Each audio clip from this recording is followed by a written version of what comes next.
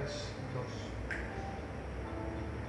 2. Hola, bienvenidos al restaurante Rías Gallegas en Valencia. Hoy le vamos a preparar un plato de anguila con una salsa de nécoras y una aioli de harissa. Pasamos a presentar los ingredientes. Para la salsa de nécoras prepararemos un fondeado de verduras, sobre todo el lemongrass, que es lo que va a dar un toque más ácido y más endulzante, con un poquito de hinojo, cebolla, zanahoria, unos ajos, un poquito de puerro.